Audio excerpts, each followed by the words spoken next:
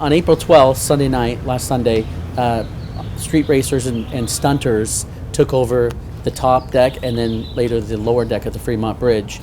Every year we have a street racing problem within the city of Portland. It usually is around the North Precinct area. We will always put together a plan to try to address the issue. Last year we did a team that addressed the issue. It was fairly successful with a pretty large media campaign to educate those that are participating on how dangerous it is and that it's illegal and that you will be arrested if you partake in it. So in response to the April 12th occurrence, we've put together a larger mission than we have historically in the past. Starting this weekend, we will be partnering with multiple law enforcement agencies. The Portland Police Bureau, the Oregon State Police, the Multnomah County Sheriff's Office, Portland Park Rangers, as well as the Multnomah County District Attorney's Office are all partnering together to really push to try to end this problem, as it obviously creates a lot of dangerous situations for drivers in the city of Portland. Is it just going to be sort of a more presence and observation, a team ready to go in case things happen? That's a great question. What we're doing this year that's different from the years in the past is we are actually assigning investigators. So if you are participating in street racing, you may not be arrested or contacted by the police the night of the event, but you certainly could be contacted in the future. Our goal here, first and foremost, is to educate the public that we are going to do something about this in an attempt to make the streets safer. The second part of this, the second goal, is to educate those people who are participating that not only is it illegal, but it's incredibly dangerous. And first and foremost, we want you to stop. Our goal isn't to go out and arrest a lot of people, it's to educate people and get them to stop on their own.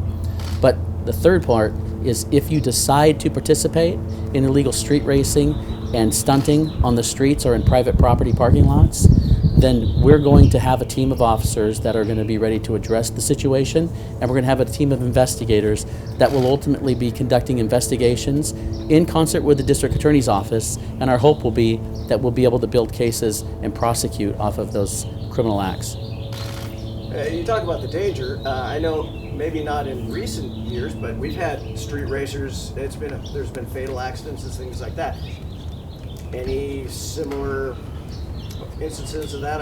I don't know. Yeah. Last year, when we were conducting one of our missions, it's no secret to the street racers that the Portland Police Bureau has an air unit. It should not be a secret that there will be an air unit out watching you and filming you and observing you. We tell you that in hopes that it deters you from even participating in the activity because it's that dangerous. But last year, while we were actually filming a group of street racers stunting in a private large parking lot, we filmed a car almost running into a group of about 4 or 5 people and actually running into two very nice parked cars that were sitting there, disabling all 3 cars with what looked to be damage that probably totaled all the vehicles. But had the people not been able to get out of the way, which was a very, very close call, we'd have had some very serious injuries. It is incredibly dangerous activity that is certainly illegal to participate in, and our hope is that people will first and foremost stop doing it. Yeah, I imagine you know to some extent who these folks are, so it's sort of like, hey man, it's not like if, it's likely when you get caught. Yeah, it certainly is likely when you get caught, but again, our number one priority is to educate the public and to get the behavior to stop. Can you speak at all, sort of maybe in general terms? I was out, I think Monday with the traffic division. We've got people, there's not much traffic on the road, but people are driving in excess of 90, 100 miles an hour. Overall, what's going on here? Yeah, obviously with people paying attention to the governor's orders, which we want them to do, and social distancing and staying home as much as possible, the roads are obviously far less congested. And we're seeing people driving at a higher rate of speed at times. And I would think that to a group that wants to shut down the freeway, this poses a unique opportunity to have easier access to do so. But it also affords us the opportunity to have less people on the streets so we can focus on the people who are participating in this criminal behavior. We will have the entire traffic division that's working on Sunday evenings focusing on this problem. Historically, we haven't been able to do that. We will have a large number of officers, above 25 uniform officers that will be focusing on this problem, every single day, and especially on the weekends, for the foreseeable future in the summer season when this usually occurs. Last year, some numbers during our mission, we conducted over 290 traffic stops. We arrested over 25 people, and we towed over 22 cars. Now, my hope is that we don't even come close to that number because we don't have the activity. But if you choose to participate in that activity, then I'm sure those numbers will continue this year, if not increase more. So have you seen an increase already?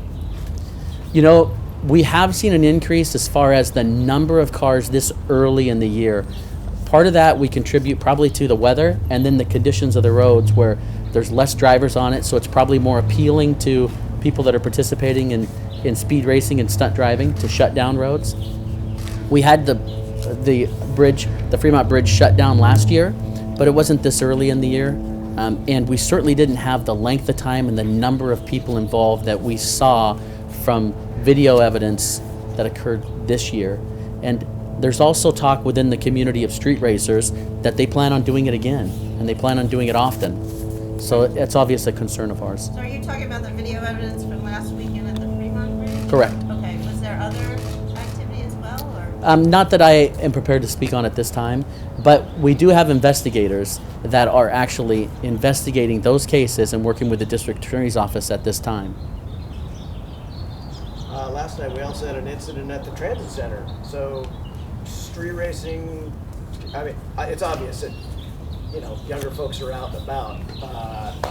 We got a long summer ahead. You guys anticipate being real busy with a lot of people with time on their hands?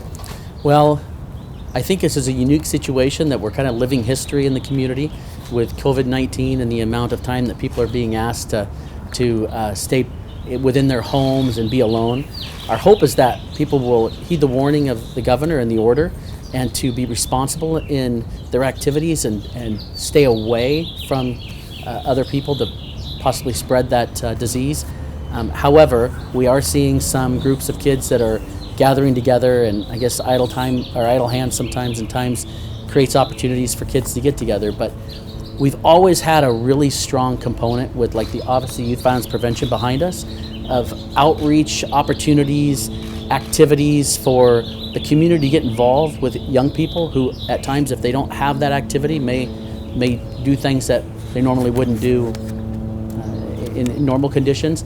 Unfortunately, a lot of those things are on hold right now because of the COVID-19 situation. So I guess the ask is for parents and for family members to focus their efforts on their kids and make sure that they're being responsible and learning why that is important for them to stay home and to social distance, and hopefully as a community we can be successful with that.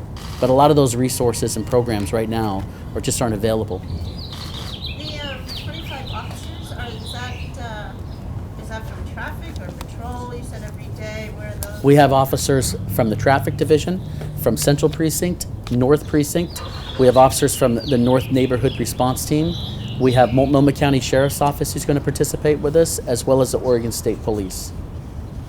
And what is the penalty for such a charge? What would be charged? Well, most of the penalties are misdemeanors, but there are the potentials with some of the dangerous driving. When you watch the videos, as I'm sure some of you have, it's extremely dangerous when these cars are moving at such great speeds with such power, so close to people and people hanging out of the cars and filming.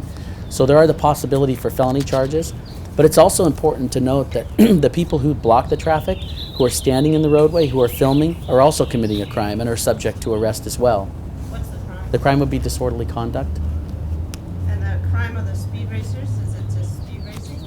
Or? There's a speed racing statute as well as other applicable charges that may apply.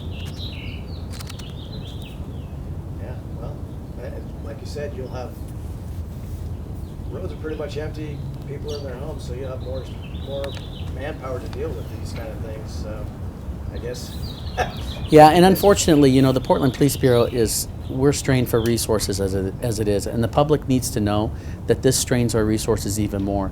That's 25 officers that we really should be having out in the massive numbers of shootings that we're having compared to this time last year and with this event. That's where we want to put those resources, and as well as going out and helping people who just simply need help from some form of government or just assistance that don't have relatives or people close by. We don't want to be putting all these resources all towards street racing, but because of what has happened and how quick it's occurred, we are really concerned that this activity will spike even more if we don't do something to address it. And you're referring to just last weekend's? Yes. Okay, beyond that, has there been any other? There have been, but I don't have, I know from talking to officers who were involved in the street racing missions last year, who are working afternoons and nights this year here in North, they've briefed me on multiple times where they've seen street racers, but I haven't documented the times and dates to come and discuss those specifically. The one main event that occurred was the April 12th Sunday event. And do you have a sense how many people were involved in that? Sunday? One of the officers estimated the size of the group prior to going up to the bridge at close to 400 to 500 people. Now that wasn't the number that actually went up on the bridge. There's a way that these groups, they move and they communicate. They're very organized. This isn't just a small group of people that go out and decide they're going to take over a freeway or a parking lot. There's hundreds of people that coordinate with each other. They send motorcycles out and other cars out in advance to scout areas. They'll stay behind in areas that police have to drive through in order to inform the other people that the police are coming. It's not like it's just an activity where young people are going out and blowing off some steam. It's an activity that's well organized. The intention is to take over the streets and to drive in a manner that is incredibly dangerous. Not to mention that when a major interstate is brought to a stop, a halt, most people who are driving to and from wherever, whether it's work, whether it's family members' homes, whether it's anywhere they need to go, the grocery store, there's stopped traffic on a major interstate that they're coming up to, and if they're distracted by any means, that's incredibly dangerous. What, do you know, what was I gonna say, what time at night, or it was on Sunday that they were? I don't know the exact time of night, but it was right at dusk. And did police respond? Yes, they did. Officers responded. We had multiple calls.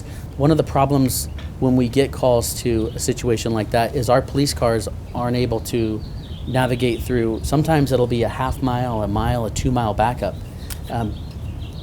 Motor officers from the traffic division were able to actually get through the traffic eventually and get up to where the stunting was occurring on the bridge, and it immediately dispersed the problem, and people took off and no arrests were made. And that was on the upper level? I believe that one was on the lower level. Wow. Any sense of how many cars? There were dozens and dozens of cars. I can't give an exact number because I don't know, but it was a lot of vehicles involved. Anything else you wanted to talk about while you got us here? Not particularly. What about the shooting? So what's driving all that? I can't speak on the record to that. You really need to ask the Gun Violence Task Force. And the reason why is because they are really knowledgeable about every single component of that and the investigations and what can be shared right now and what can't. It's not that I don't want to speak to you on it or speak with you on it. I just can't speak with you on it right now. I And appreciate have you it. had, in the precinct, are there any additional absences, or are everyone holding steady? So far, we're doing really good. Okay. Yeah, so far. That was one thing I was going to Yep. ask. Is help with the officers and staff. You haven't had too many. Nope, and I'll be happy to just speak a tiny bit on that. Right now, our organization at this point is still very healthy. Chief Resch, her leadership in this has been fantastic. We've moved to wearing face masks in public, especially when we're dealing with the public within 6 feet. And that protects our officers as well as other citizens. So we've been very, very forward-thinking in the approach to this, and I really believe that's what's helped us as an organization to protect our membership, which ultimately protects the community we contact.